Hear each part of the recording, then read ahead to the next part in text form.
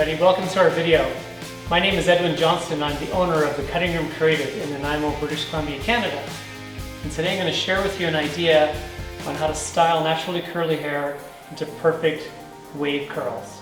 We're going to do it in one step from wet to dry without any need of a curling iron or a flat iron. So my model has beautiful naturally curly hair.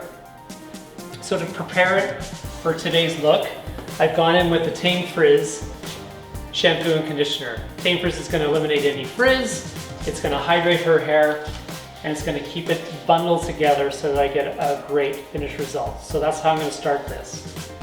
I'm going to prep the hair with a little bit of the ADDVOLUME foam. That's going to go predominantly on the roots and the mid-lengths. And then I'm going to come in with my secret weapon, my TAMEFRIZZ Smoothing Lotion. This is what's going to give me control, and it's going to help to ribbon the hair together to keep those nice big curls to give me that wave effect. Again, going from wet to dry hair in one step. So let's get started.